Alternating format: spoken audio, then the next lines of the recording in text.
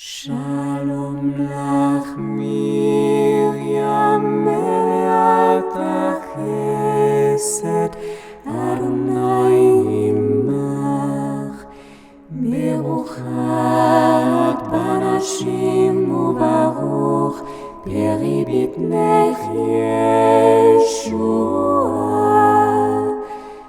Miriam ha-kedosha התפללי בעדנו אחותים, אתה ובשעת מותנו אמן. שלום לך מרים מלאת החסד, אדוני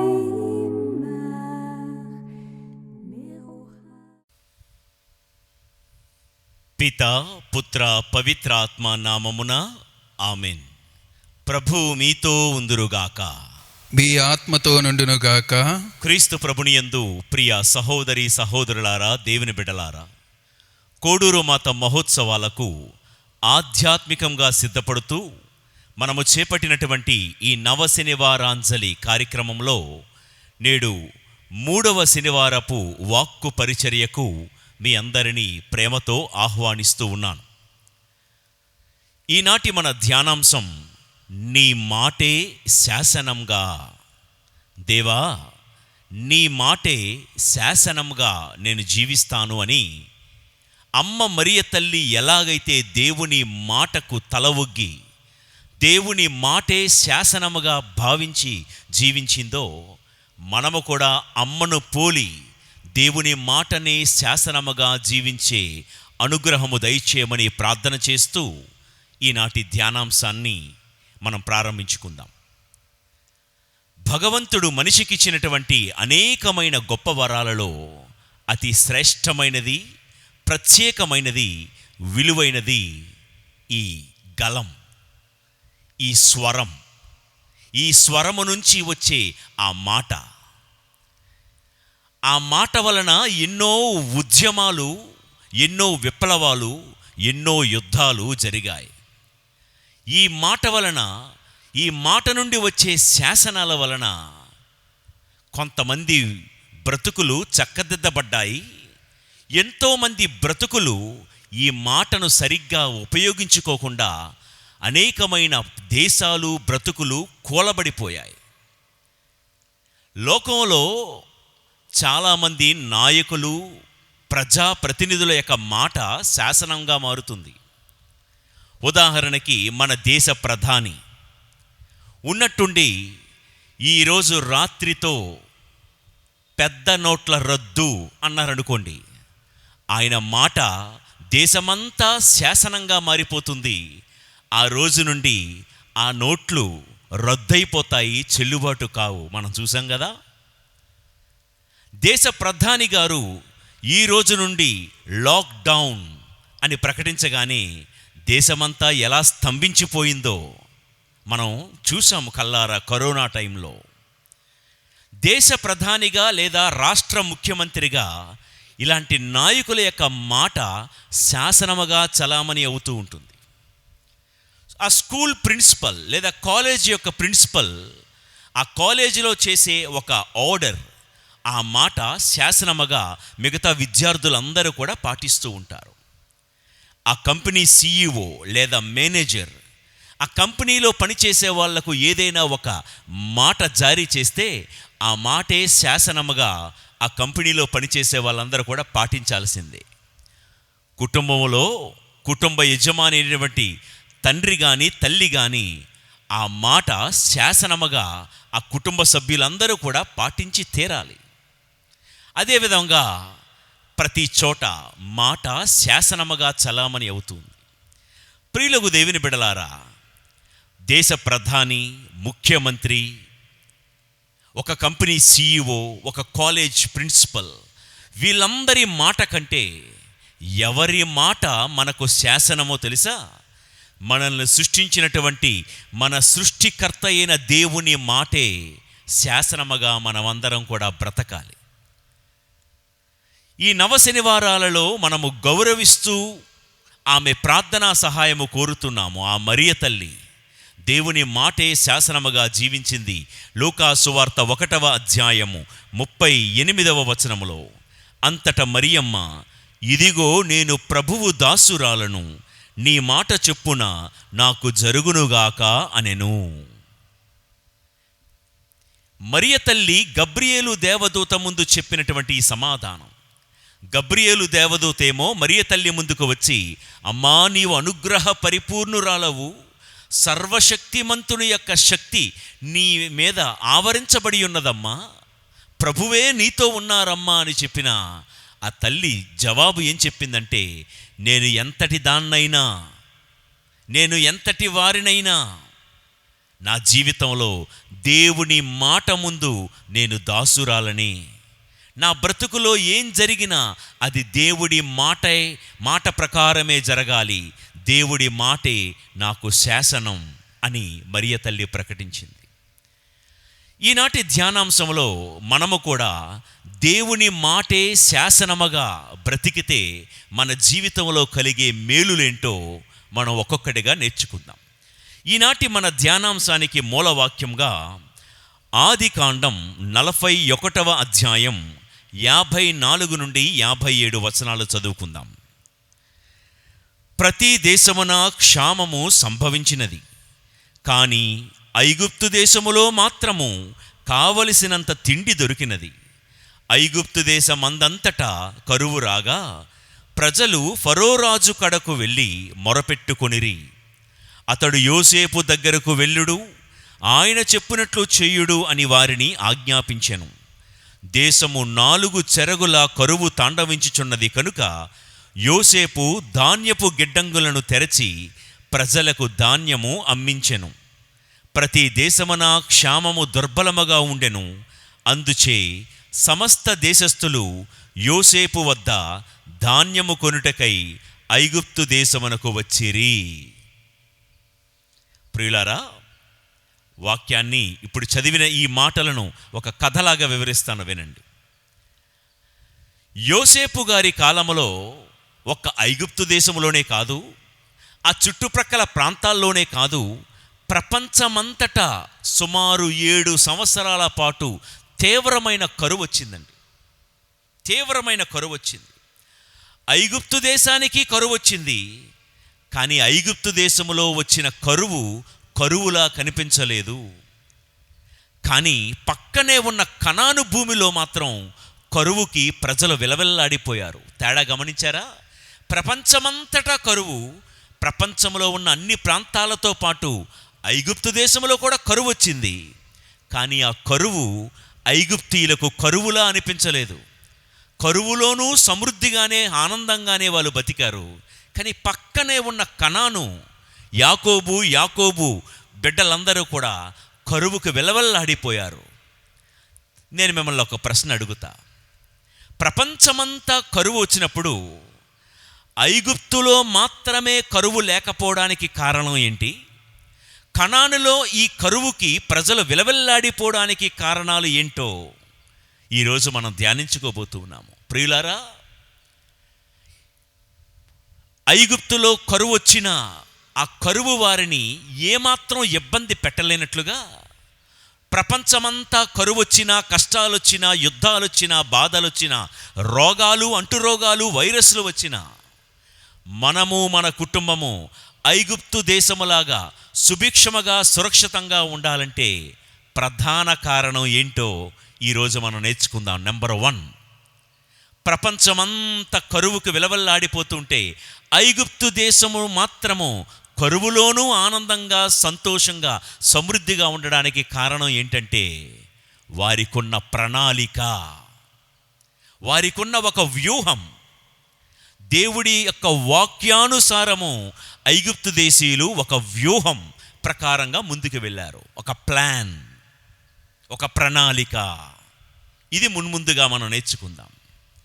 ఒక ఐగుప్తు దేశంలోనే కాదు, మన సంఘములోనైనా, మన ఊరిలోనైనా, మన కుటుంబంలోనైనా కరువులోనైనా ఆనందంగా బ్రతకడానికి, కష్టాలు, సమస్యలు, ఇబ్బందులు వచ్చినా సమృద్ధిగా బ్రతకాలి అంటే మనకంటూ ఒక వ్యూహం ఉండాలి. ఐగుప్తు దేశంలో ఏం జరిగిందంటే, రాబోయే కరువు గురించి దేవుడు ముందుగానే ఫరో రాజుకి ఒక కల రూపంలో చూపించాడు. ఆదికాండం 41వ అధ్యాయము 25 నుండి 36 వచనాలు మీరు తర్వాత చదువుకుంటే, దేవుడు ఫరో రాజుకి, అంటే ఐగుప్తు దేశ రాజు అయిన ఫరోకి 2 కలలు ఇచ్చాడండి. ఏంటా కలలంటే, మొదటి కల, ఆ నదిలో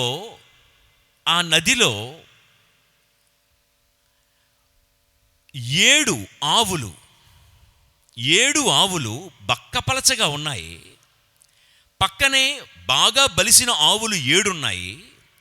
ఈ బక్కపలచగా ఉన్న 7 ఆవులు బాగా బలిసిన 7 ఆవులను తినేశాయంట. ఇది మొదటి కళ. రెండో కళ ఏంటంటే, 7 సన్నగా ఉన్న పీలకంకులు ఉన్నాయి. ఆ సన్నగా ఉన్న 7 పీలకంకులు బలంగా, దృఢంగా ఉన్నటువంటి బలమైన 7 కంకులను తినేశాయంట. ఈ కలభావాలు ఏంటో అర్థం కాని ఫరో రాజు తెల్లారే లేచి ఆ దేశంలో ఉన్న మంత్రగాళ్లను, సోదెగాళ్లను పిలిపించుకొని, నా కలభావం ఏంటో చెప్పండి అన్నాడు. ఎవ్వడి తరం కాల. ఇంతలో యోసేపుకు కూడా కబురు పెట్టారు. యోసేపు, నాకు ఇలా కలలొచ్చాయి, ఏంటి కలభావం ఏంటో చెప్పు అంటే, యోసేపు దేవుణ్ణి ప్రార్థించి ఫరో ముందుకు వచ్చి ఈ మాట చెప్పాడు. రాజా, ఈ 7 అనేది 7 సంవత్సరాలకు గుర్తు. రాబోయే 7 సంవత్సరాల తర్వాత ఈ బక్కపలచగా ఉన్న ఆవులు బాగా బలిసిన ఆవుల్ని తినేసాయన్నావు కదా, 7 సంవత్సరాల తర్వాత వచ్చే కరువు వలన బాగా బలంగా ఉన్న ఈ ఐగుప్తు దేశాన్ని ఒక కరువు మింగేయబోతుంది. బక్కపలచగా ఉన్న ఈ పీలకంకుల్ లాంటి కరువు ఈ బలంగా ఉన్నటువంటి నీ దేశమైన ఐగుప్తును అమాంతంగా మింగేయబోతుంది. ఇది దేవుడు కల ద్వారా నీకు తెలియపరిచినటువంటి సంగతి అని చెప్పాడు. అప్పుడు విన్న ఫరో రాజు ఏమన్నాడంటే, అయ్యో, 7 సంవత్సరాల్లో కరువు వస్తే మనం ఎలా బతుకుతాం? ఆకలికి విలవల్లాడిపోమా? మకమకలాడిపోయి చనిపోమా? మరేం చెయ్యాలి అని ఆలోచిస్తుంటే దేవుడు యోసేపుకి ఒక చక్కటి ఆలోచన ఇచ్చాడు. ఆయన ఆలోచనకర్త కదా. ఏంటది? 7 సంవత్సరాల తర్వాత కదా కరువు వచ్చేది. 7 సంవత్సరాల ముందే కదా దేవుడు మనకి ఈ విషయాన్ని వెల్లడించాడు. ఈ 7 సంవత్సరాలు సమృద్ధిగా పంట పండుతున్న ఈ కాలంలోనే మన ధాన్యాగారాలన్నీ కూడా మనం నింపేసుకుందాం. ఈ రీతిగా పంట బాగా పండే ఆ కాలంలోనే ఆ ఊరిలో ఉన్న ప్రతి గొడౌన్ను కూడా యోసేపు ధాన్యపు నిల్వలతో నింపేశాడు. కాబట్టి ఇక కరువు వచ్చిన 7 సంవత్సరాలు ఒక ఐగుప్తు దేశానికే కాదు, ప్రపంచమంతటికి ఎంత ధాన్యం సరిపోతుందో, ఎంత భోజనం సరిపోతుందో అంత ధాన్యపు గింజలను కూడా గొడౌన్స్ నిండా నింపించేశాడు ఈ యోసేపు. ఇప్పుడు ఫరో ఏమంటాడో తెలుసా?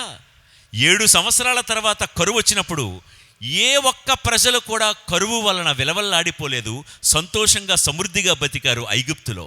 అంత మాత్రమే కాదు, చుట్టుప్రక్కల ఊర్లన్నీ కూడా కరువుకి విలవల్లాడిపోతూ ఉంటే, అరే, ఐగుప్తు దేశంలో ధాన్యపు నిల్వలున్నాయంట కదా అని ప్రతి ఊరు నుండి ప్రజలు తండోపతండాలుగా ఐగుప్తు దేశానికి వచ్చి, బాబు మాకు కూడా ధాన్యం ఇవ్వండి అని ఐగుప్తు దేశం ముందు సంచి పట్టుకొని బిచ్చమెత్తుకునే స్థితి దేవుడు తీసుకుని వచ్చాడు. ప్రియులకు దేవుని బిడ్డలారా, వినండి. ఈ విషయాలన్నీ చూసిన తర్వాత ఫరో రాజు ఏమంటాడంటే, 41వ అధ్యాయం ఆదికాండం 39వ వచనము. తరువాత ఫరో యోసేపుతో, ఇదంతయు దేవుడే నీకు ఎరుక పరిచెను అన్నాడు. దేవుడి యొక్క మాటను శాసనంగా యోసేపు పాటించాడు కాబట్టే దేవుడు ముందుగానే కలలో ఫరోకు చూపించినట్లుగా ఆ చూపించిన ఆ దృశ్యాన్ని, ఆ దేవుడి మాటనే శాసనంగా ఫరో, యోసేపు, ఐగుప్తు దేశంలో ఉన్న ప్రజలందరూ దేవుడి మాటే శాసనముగా భావించి రాబోయే కరువు నుండి తప్పించుకోవడానికి దేవుని మాటకు అనుగుణముగా వ్యూహాలు, ప్రతివ్యూహాలు, ప్రణాళికలు రచించుకొని గొడౌన్స్ నింపేసుకున్నారు. అందుకే కరువులోనూ ఆనందంగా ఉండగలిగారు. ప్రియులారా, ఫరో అంటున్నాడు, ఈ సంగతి నీకు తెలియపరిచింది దేవుడే, దేవుడే. ప్రియులారా, ఇక్కడే ఒక పాఠం నేర్చుకుందాం. మన జీవితంలో కూడా రేపు రాబోయే కరువు తప్పించుకోవాలంటే, రేపు రాబోయే విచారాలు, సమస్యలు తప్పించుకోవాలంటే దేవుడి మాటే శాసనంగా ఈ రోజు నుండే సిద్ధపడదాం. యోసేపు 7 సంవత్సరాల తర్వాత రాబోయే కరువు గురించి 7 సంవత్సరాలకు ముందుగానే దేవుని మాట ప్రకారం వ్యూహాలు, ప్రణాళికలు రచించుకొని సిద్ధపడినట్లుగా మన జీవితంలో మనము ముందుగానే ఒక చక్కటి వ్యూహంతో కదలాలి. ప్రియులారా, ఈరోజు మనం ఏ స్థితిలో ఉన్నామో అది సంపన్నమైన స్థితి కావచ్చు, అత్యంత దీనమైన స్థితి కావచ్చు. మనం ఉన్న ఈ స్థితికి కారణం గడిచిన 5-10 సంవత్సరాల్లో మనం తీసుకున్న నిర్ణయాలే ఈరోజు మనం ఉన్న ఈ స్థితికి కారణం. బహుశా ఈరోజు సంపన్నంగా ఉన్నామేమో, ఒక 10 సంవత్సరాల క్రితం మనం తీసుకున్న చక్కటి నిర్ణయాలే మనల్ని ఈ స్థితిలో ఉంచాయి. బహుశా ఈరోజు మనం కృంగి, వేసారి, విసిగిపోయి, కృంగిపోయిన దశలో ఉన్నామేమో. బహుశా కొన్ని రోజుల క్రితం మనం తీసుకున్న తప్పుడు నిర్ణయాలే మన ఈ స్థితికి కారణం. కాబట్టి జీవితంలో ఒక వ్యూహం ప్రకారం, ఒక ప్రణాళిక ప్రకారం, ఒక ప్లాన్ ప్రకారం, ఆ ప్లాన్ కూడా దేవుడి మాట, దేవుని యొక్క వాక్యానుసారమై ఉండాలి. దేవుని యొక్క మాటే శాసనముగా భావించై ఉండాలి. ప్రతి దానికి ఒక ప్లాన్తో ముందుకెళ్ళాలి. ఎంత సమయాన్ని దేనికి కేటాయించాలి, ఈ ధనాన్ని దేనికోసం వెచ్చించాలి, ఇదిగో వాక్యం కోసం ఎంత సమయం, ప్రార్థన కోసం ఎంత సమయం, నా కుటుంబం కోసం ఎంత సమయం. ఇలా ఎప్పుడైతే ఒక వ్యూహం ప్రకారం, ఒక ప్లాన్ ప్రకారం మనం ముందుకు వెళ్తామో ఆ ప్రణాళికలే మన భవిష్యత్ జీవితాన్ని నిర్ణయిస్తాయి, నిర్దేశిస్తాయి. ప్రియులారా, పరమగీతాల గ్రంథంలో 6వ అధ్యాయము 10వ వచనములో, ఉషస్సు వలె చూపట్టుచు చంద్రబింబము వలె సుందరముగాను సూర్యబింబము వలె తేజోవంతముగాను బారులు తీరిన సైన్యము వలె భీకరముగా ఉన్న ఈమె ఎవరు? ప్రతి క్రైస్తవుడు ఎలా ఉండాలంట? బారులు తీరిన సైనికుడు వలె ఉండాలి. యుద్ధభూమిలో అడుగుపెట్టిన ప్రతి సైనికుడికి ఒక వ్యూహం ఉండాలి, ఒక ప్రణాళిక ఉండాలి, ఒక ప్లాన్ ఉండాలి. అంతెందుకండి, ఒక క్రికెట్ మ్యాచ్ చూసుకోండి, ఒక ఫుట్బాల్ మ్యాచ్ చూసుకోండి. బరిలోకి అడుగు పెట్టే ముందు ఆ క్రీడాకారులందరికీ ఒక వ్యూహం ఉంటుంది. ఆ టీం కెప్టెన్కి, కోచ్కి ఒక వ్యూహం ఉంటుంది. ఎప్పుడు ఏ బ్యాట్స్మెన్ని రంగంలో దింపాలి, ఎప్పుడు ఏ బౌలర్ను దించాలి, ఎప్పుడు ఎలా ఫీల్డింగ్ కట్టడి చేయాలి, ఒక వ్యూహం ప్రకారం ఆడితే విజయం తథ్యం. ప్రియులకు దేవుని బిడ్డలారా, అలానే క్రైస్తవ జీవితంలో క్రైస్తవులమైన మనకు ఒక వ్యూహం ఉండాలి.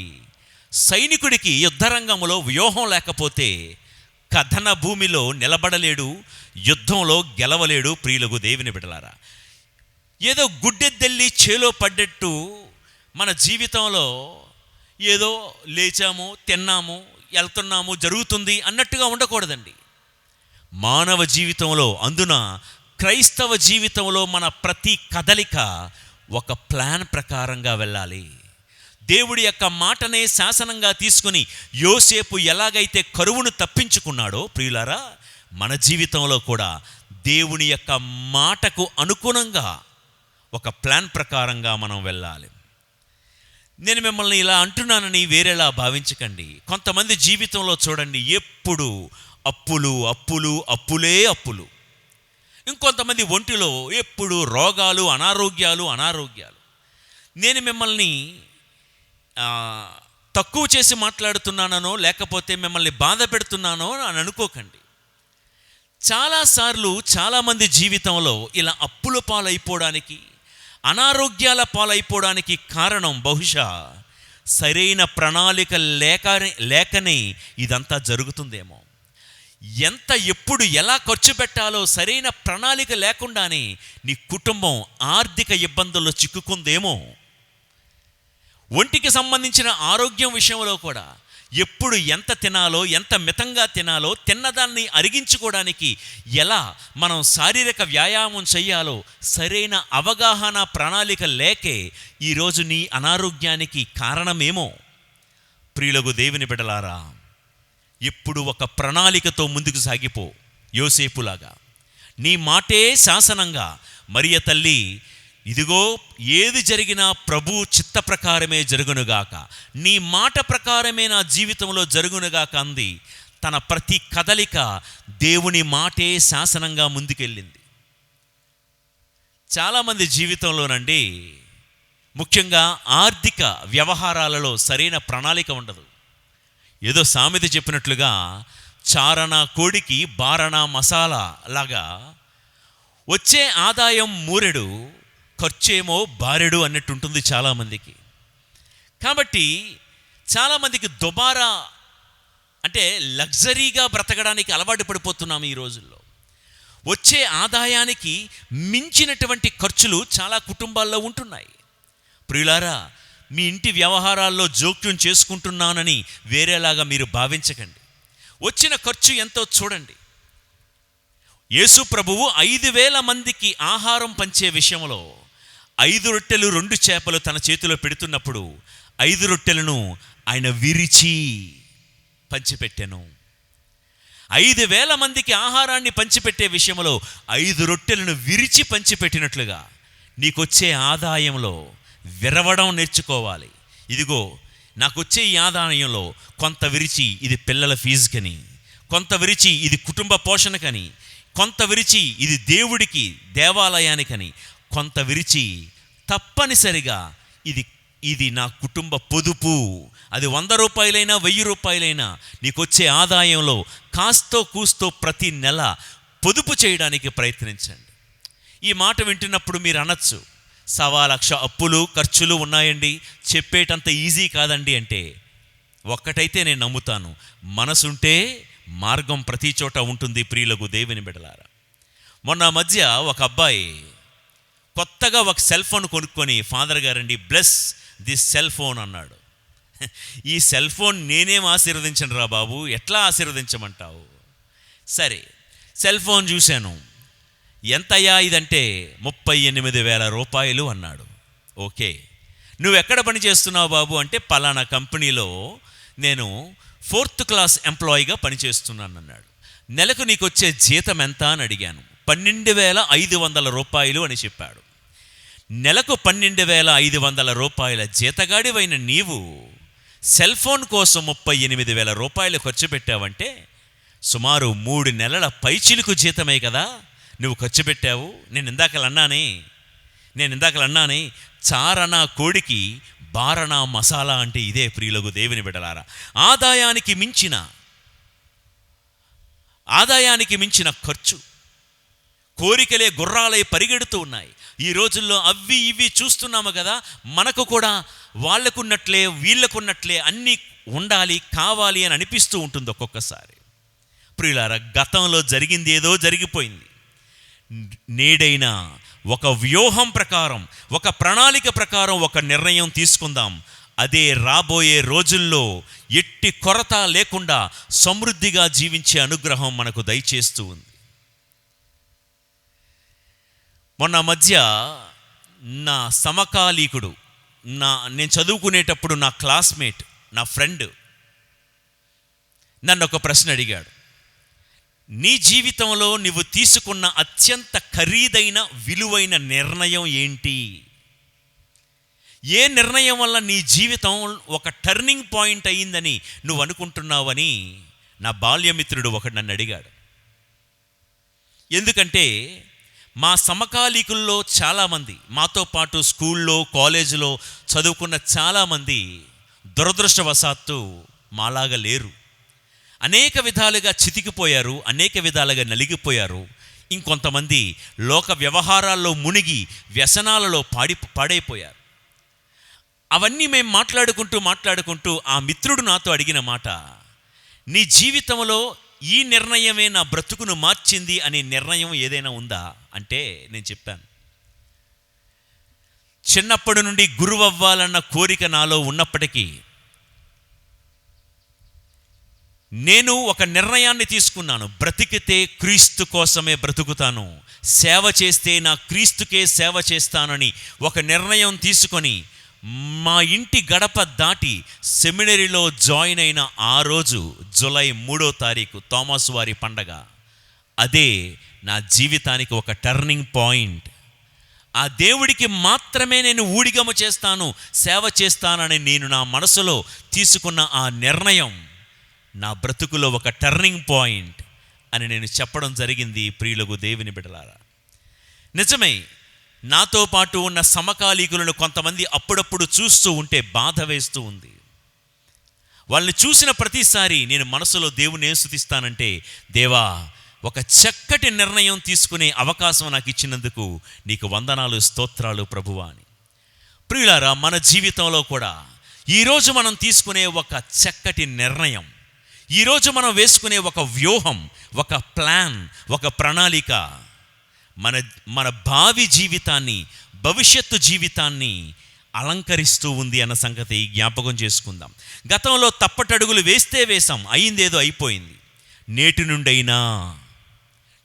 నుండైనా వాక్యానుసారము ఒక చక్కటి నిర్ణయాలు తీసుకుందాం, వాక్యానుసారము ఒక వ్యూహాన్ని రచించుకుందాం. యోసేపు ఎలాగైతే తన ఊరితో పాటు చుట్టూ ఉన్నటువంటి ఆ ప్రాంతాలను కూడా సమృద్ధిలో నడిపించాడు, కరువులో కూడా. ఎలా? యోసేపుకు ఇంత చక్కటి ఐడియా రావడానికి కారణం, ఒక ఐడియా జీవితాన్ని మార్చేస్తుంది అని వింటాం కదా. ఇలాంటి గొప్ప ఐడియా రావడానికి కారణం ఏంటంటే, యోసేపుకు దేవుడు కలలో, ఫరో ద్వారా ఆ కలలో దేవుడు వినిపించిన ఆయన మాట. అందుకే ఫరో యోసేపును చూసి అంటాడు, బాబు, ఇదంతా నీకు తెలియజేసింది ఆ దేవుడే. దేవుడి మాటకు అనుసారంగా యోసేపు చక్కటి ప్రణాళికలు రచించాడు, తన దేశాన్ని కరువు నుండి తప్పించుకోగలిగాడు. మన జీవితంలో కూడా మనం తీసుకునే నిర్ణయమే మన భవిష్యత్తును దేదీప్యమానంగా మారుస్తూ ఉంది. ఒక మాట చెప్తాను, గుండెల్లో పెట్టుకోండి. నిన్నటి నీ నిర్ణయాలే ఈనాటి నా జీవితం. నిన్నటి నా నిర్ణయాలే ఈనాటి నా జీవితం. ఈరోజు నేను తీసుకునే ఈ నిర్ణయాలే రేపు నా భవిష్యత్తును నిర్ణయిస్తాయి. విన్నారా? నిన్న నేను తీసుకునే నిర్ణయమే ఈరోజు నా జీవితాన్ని, ఈరోజు నా జీవితం ఎలాగుందో, ఈరోజు నేను ఏ నిర్ణయం, ఏ ప్రణాళిక అయితే వేసుకుంటానో అదే రేపటి నా భవిష్య జీవితాన్ని, నా బంగారు జీవితాన్ని నిర్దేశిస్తుంది. ఈరోజు నేను తీసుకునే నిర్ణయం బట్టే దేవుడికి ప్రీతికరంగా ఉంటానో, దేవుడికి ఇబ్బందికరంగా మారుతానో నిర్దేశిస్తుంది. ప్రియులకు దేవుని బిడ్డలారా, సో నీ మాటే శాసనంగా, అంటే మన జీవితంలో కరువు నుండి మనల్ని తప్పించేది దేవుడి మాట ప్రకారంగా మనం తీసుకునే ఒక నిర్ణయం. అనారోగ్యము నుండి మనల్ని తప్పించేది దేవుని వాక్యానుసారముగా మనం వేసుకునే ఒక ప్రణాళిక. మన కుటుంబ ఇబ్బందుల నుండి, సంఘం యొక్క విభజనల నుండి మనల్ని తప్పించేది వాక్యానుసారమైన ఒక వ్యూహం. మనల్ని అన్ని ఆపదల నుండి, కీడుల నుండి తప్పిస్తుంది అన్న సంగతి మున్ముందుగా మనం గమనిద్దాం. ప్రతి వ్యక్తికి, ముఖ్యంగా క్రైస్తవులకు వాక్యానుసారమైన ప్రణాళిక ఉండాలి లైఫ్లో. అది ఆర్థిక సంబంధమైన విషయాల్లో కానీ, సామాజిక పరమైన విషయాల్లో కానీ, చదువుల్లో కానీ, వ్యాపారాల్లో కానీ, చివరికి సేవా జీవితంలో కూడా ఒక ప్రణాళిక ఉండాలి, ఒక ప్లాన్ ఉండాలి. మొన్ననే యాత్ర, ఇది ఒక పుణ్యయాత్ర అని 72 ఎపిసోడ్స్ చేశాం. ఈ 72 ఎపిసోడ్స్ మీకు అందించడానికి అప్పటికప్పుడు పేజీలు తిరగేసి వాక్యం చెప్పింది కాదు. జనవరి నెల ఆరంభంలోనే, ఈ జూబిలీ సంవత్సరం ప్రారంభమైనప్పుడే ఒక్కొక్క రోజు ఒక్కొక్కడిగా స్టడీ చేయడం మొదలుపెట్టి మే నెల ఆరంభానికి మీకు ఈ 72 ప్రసంగాలు అందించగలిగాను. ఒక సేవా జీవితంలో ఒక సేవకుడిగా నాకు కూడా ఒక వ్యూహం ఉండాలి, ఒక ప్రణాళిక ఉండాలి. ఈ సంవత్సరం అంతా నేను ఎప్పుడు ఈ ప్రజలకు ఏ వాక్యం అందించాలా అని నేను కూడా ఎప్పటికెప్పుడు వాక్యానుసారమైన వ్యూహాన్ని, ఒక ప్రణాళికను ఏర్పాటు చేసుకుని ఇంతవరకు దేవుడి దయ వలన మీ ముందుకు రాగలుగుతూ ఉన్నాను, చెప్పగలుగుతూ ఉన్నాను. అలానే నేను మాత్రమే కాదు, నా తోటి సేవకులందరూ ఆదివారం వస్తుందనగానే సోమవారము నుండి వచ్చే ప్రజలకు ఏ వాక్యం ఎలా పంచాలి, ఎలా వివరించాలని వ్యూహాన్ని, ప్రణాళికను వేస్తూనే ఆదివారం చక్కటి ప్రసంగాలను మీకు అందించగలుగుతున్నారు నా తోటి సేవకులు. ప్రియులారా, క్రైస్తవునికి ఒక వ్యూహం ఉండాలి.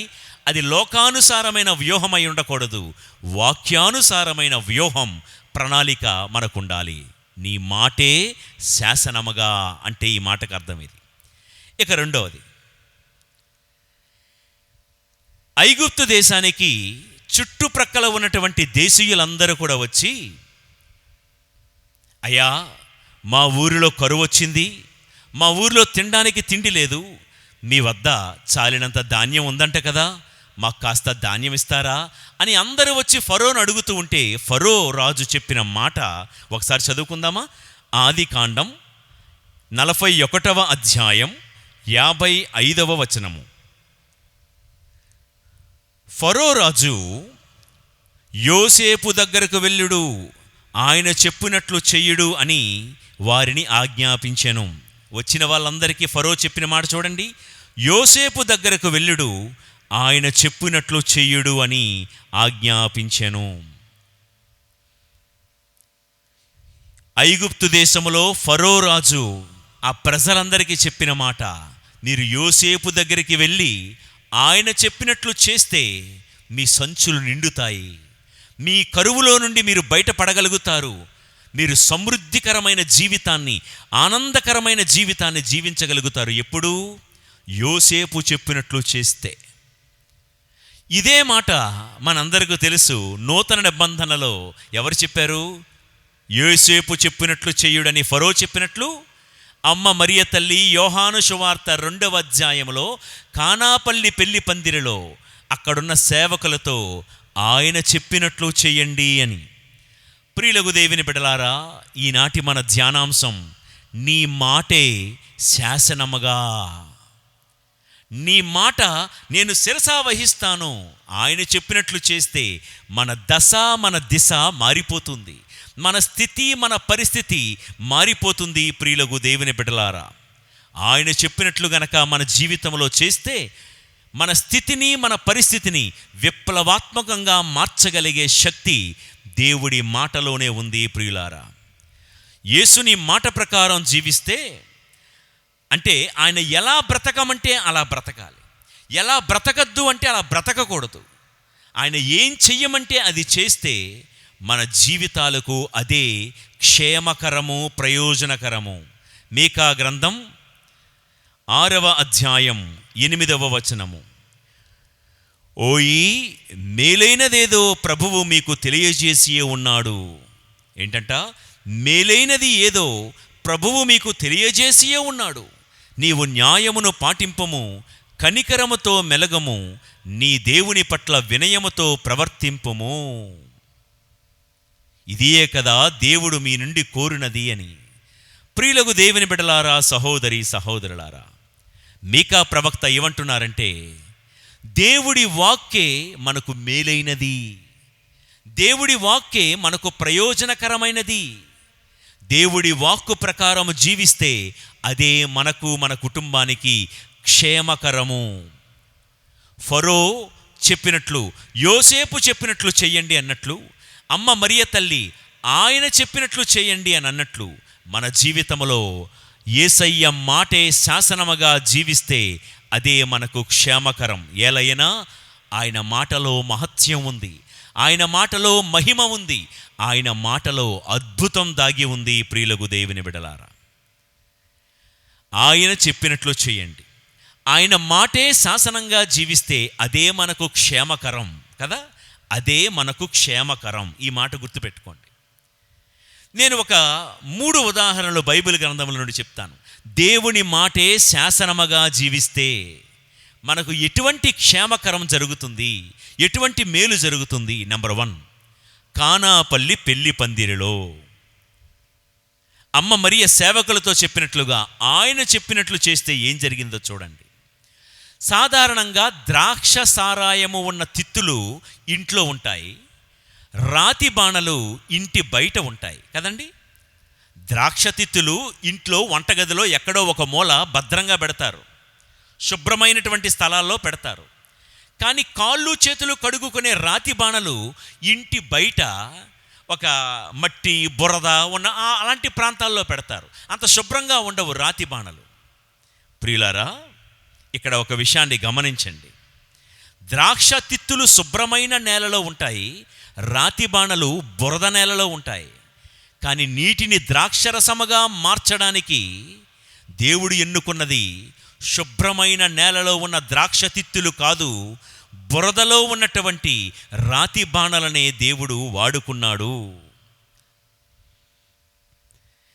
ఎక్కడో అశుభ్రమైన బురదలో ఉన్న రాతి బాణను దేవుడు తన మహిమ కోసం వాడుకున్నట్లే నాటి నుండి నేటి వరకు సమాజంలో ఎవరైతే బురదలో పొర్లాడుతున్నారో, ఎవరైతే సమాజంలో పిచ్చివారుగా, వెర్రివారిగా, వెలివేయబడిన వారిగా పరిగణింపబడుతున్నారో అలాంటి రాతి బాణలమైన మనలాంటి వాళ్ళను దేవుడు వాడుకుంటూ ఉన్నాడు. ప్రియులారా, దేవుడికి కావాల్సింది దేవదూతలు కాదు. ఆయన చెప్పారు కదా, నేను వచ్చింది 99 మంది నీతిమంతుల కోసం కాదు, తప్పిపోయిన ఒక్క గొర్రెపిల్ల కోసమే.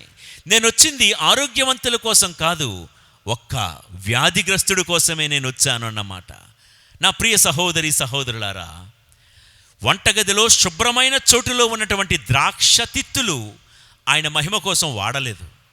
ఆయన వాడింది అశుభ్రమైన చోటులో బురద నేలలో ఉన్నటువంటి రాతి బాణలను తన మహిమ కోసం వాడుకున్నారు. చూడండి, పౌలు గారు ఇదే మాటలు కొరింథీయులకు వ్రాసిన 1వ లేఖ 1వ అధ్యాయము 27వ వచనము. వివేకవంతులను సిగ్గుపడినట్లు చేయుటకు లోకముచే అనేకులుగా భావింపబడు వారిని దేవుడు ఎన్నుకొనెను, శక్తిమంతులను సిగ్గుపడినట్లు చేయుటకు లోకముచే బలహీనముగా భావింపబడు వారిని ఆయన ఎన్నిక చేసుకొనెను. ప్రియులారా, మన జీవితంలో ఎప్పుడైనా ఎవరి ద్వారానైనా తృణీకరించబడ్డామేమో, ఎవరి ద్వారానైనా చులకనగా చూడబడ్డామేమో, ఎవరైనా మనల్ని చూసి వీడంతా, వీడి బ్రతుకెంత అని మనల్ని గురించి నీచంగా, అవమానకరంగా, హీనంగా మాట్లాడి ఉన్నారేమో. ఒక శుభవార్త ఏంటో తెలుసా? ఊరందరి చేత తృణీకరించబడిన నిన్నే, ఊరందరి చేత చిన్న చూపు చూడబడిన నిన్నే, నీ బంధువులు, నీ స్నేహితులందరితో అందరి మధ్య అవమానింపబడిన నిన్నే ఒక రాతి బాణగా ఎన్నుకొని నిన్నే తలకు మూలరాయిగా మార్చాలని దేవుడు ఆరాటపడుతున్నాడు. ప్రియులకు దేవుని బిడ్డలారా, బంగారం లాంటి ఒక మాట చెప్తాను, గుండెల్లో పెట్టుకోండి. ప్రజలందరూ మనల్ని చిన్న చూపు చూస్తున్నారంటే ఆకాశమందున్న ఆ దేవుడి దృష్టి మన మీదే పడుతున్నట్లు లెక్క. విన్నారా ఈ మాట?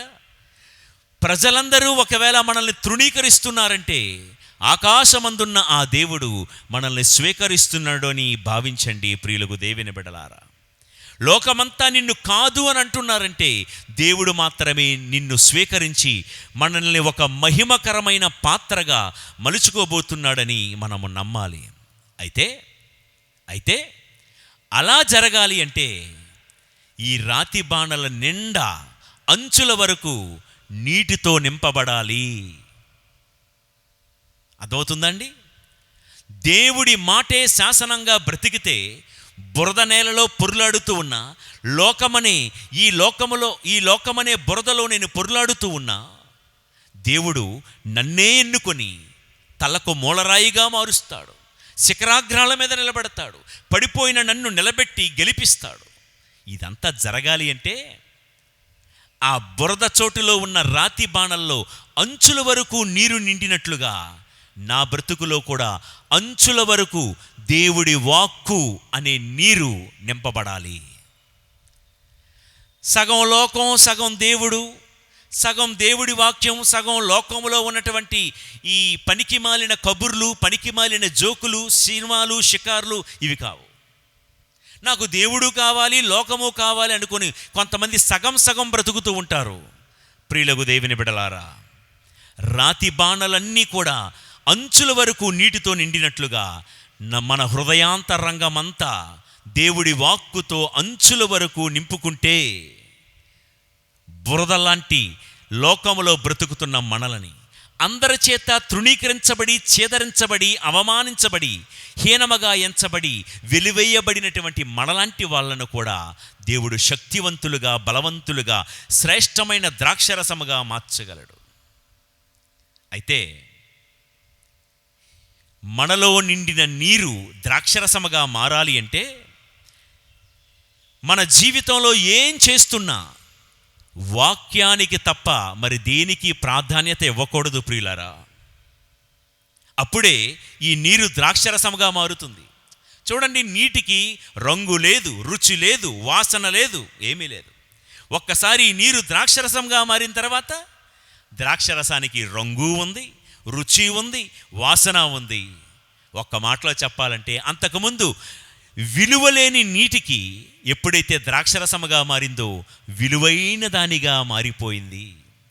లోకములో బ్రతికినంత వరకు విలువలేని వారముగా ఉన్న మనము ఎప్పుడైతే శ్రేష్టమైన దేవుడి వాక్కును మన జీవితంలో, హృదయాంతరంగంలో అంచుల వరకు నింపుకుంటామో విలువగలవారిగా మనల్ని మార్చే శక్తి దేవుని వాక్కుకు మాత్రమే ఉంది. ప్రియులకు దేవుని బిడ్డలారా, కాబట్టి ప్రతి క్రైస్తవుడు దేవుని వాక్కును తన జీవితంలో అంచుల వరకు హృదయము నిండా వాక్యముతో నింపుకోవాలి. మన హృదయం అనే రాతి బాణ అంచుల వరకు వాక్యముతో పొంగి పొరలాలి. నేను ఇందాక చెప్పినట్లుగా ఈ హృదయంలో కొంత దేవుడి వాక్యం, ఇంకొంత లోకంలో ఉన్న మూఢాచారాలు, అన్యాచారాలు, లోక పద్ధతులతో నింపుకోకూడదు. సగం దేవుడు, సగం లోకం కాదు. సగం దేవుడి వాక్కు, ఇంకో సగం లోకాచారాలు కాదు. చాన్నాళ్ళ క్రితం ఒక ఆయన పెళ్లి కార్డు పట్టుకొని నా దగ్గరికి వచ్చాడు. మా అబ్బాయి పెళ్ళండి, తప్పకుండా ఎట్టి పరిస్థితుల్లో మీరే వచ్చి వాక్యం చెప్పాలి ఆ రోజు పూజలో. ఆ పెళ్లి కార్డు ఇస్తూ ఉండగానే నేను కాస్త అప్సెట్ అయ్యాను. ఎందుకంటే ఓకే, లోకాచారం ప్రకారం పెళ్లి కార్డుకి 4 వైపులా పసుపు రాసి పెట్టారు. సరే, పెళ్లి కార్డు తీసి చూసా. ఆ పెళ్లి కార్డు పైన రాయబడిన మాట ఏంటంటే, ఇది దేవుడు ఏర్పాటు చేసిన దినము, రండి మనం ఉత్సవము చేసుకుని ఆనందింతము అని కీర్తనకారుడు రాసిన మాట ఉంది. ఇది దేవుడి ఏర్పాటు. అలా చూశాను. చూస్తే అక్కడ 8:45 అని రాసింది. సుముహూర్తం. అక్కడ పక్కన రాసి శుభముహూర్తం. 8:45 సెకండ్లు కూడా వదిలిపెట్టలే. నేను అడిగా, ఎంత ఉదయాన్న ఈ టైమింగ్ ఎవరిచ్చారయ్యా, మీ ప్యారిష్ ప్రీస్టా అంటే, మా ఫాదర్ దగ్గరికి వెళ్ళలేదండి. మరి మీ ఫాదర్ గారి దగ్గరికి వెళ్ళకుండానే ఈ పెళ్లి నిర్ణయం గట్రా ఎవరు చేశారు? అసలు పూజకి ఎవరు వస్తున్నారు? దివ్యబలి పూజ ఎవరు చేస్తున్నారంటే, పలానా ఫాదర్, వేరే ఫాదర్ అండి. వాక్యం మాత్రం మీరే చెప్పాలి. ఓహో, అంటే ఈ విషయం మీ ఫాదర్కి తెలీదు? తెలీదండి, మాకు కొన్ని మిస్అండర్స్టాండింగ్స్ ఉన్నాయి అన్నాడు. ఓహో, అయితే ఈ ముహూర్తం పెట్టింది ఎవరు అంటే, అవన్నీ మీకు ఎందుకులేండి ఫాదర్ అన్నాడు నాతో. అవి చెప్తేనే కానీ నేను రానన్నా. నా పోరు పడలేక, అదేం లేదండి, తరతరాలుగా మా ఫ్యామిలీకి ఒక పూజారి ఉన్నాడు, మా ఫ్యామిలీ ఫ్రెండ్, ఆయన ముహూర్తం పెట్టాడు. మా ఫ్యామిలీ పూజారి. ఎన్నాళ్ళు నేను ఫ్యామిలీ డాక్టర్ అనే మాట విన్నాను, ఇప్పుడు ఫ్యామిలీ పూజారులు కూడా కొత్తగా వచ్చారంట. అయితే ఏమయ్యా, నీకు ముహూర్తం మాత్రం ఎవరో పెట్టాలి, పెళ్ళి వాక్యం మాత్రం ఫాదర్లు చెప్పాలా? అంటే ఇతనెవడు? సగమేమో అతని రాతి బాణలో వాక్యాన్ని నింపుకున్నాడు, మరో సగం లోకాచారాలతో నిండిపోయి ఉంది, మూఢనమ్మకాలతో, లోక పద్ధతులతో నిండిపోయి ఉన్నాడు. ఇతడిలో నీరు ద్రాక్షరసముగా ఎలా మారుతుంది? ఈ మాటలన్నీ విన్నాక నేను ఉన్న మాట ముక్కు మీద చెప్పాను. ఏమంటే ముఖం మీద చెప్పేశాను. ఏమని? అయ్యా, నేను ఈ పెళ్ళికి రాను. ఎందుకంటే మొదటిది, మీ విచారణకర్తకు తెలియకుండా చేస్తున్న ఈ వివాహానికి నేను రాను. రెండవది, నీవు లోక పద్ధతులు పాటిస్తూ కూడా సగం దేవుడు సగం లోకమని నీవు ద్విమనస్కుడుగా ఉన్నావు, నేను రాలేను అన్నాను. ఆయన నా వైపు ఎట్టా చూశాడో తెలుసా? ఉరుమురిమి నా వైపు చూస్తూ, ఈ విశాఖపట్నంలో మీరు లేకపోతే ఇంకా ఎవరూ లేరా అన్నట్టుగా చూసి, మీరు కాకపోతే ఎవడైనా వస్తారు, కవర్లో ఒక 1000 రూపాయలు పెడితే ఎవరైనా వస్తారు అన్నట్టుగా చూసి ఉరుమురుము చూసి వెళ్ళిపోయాడు.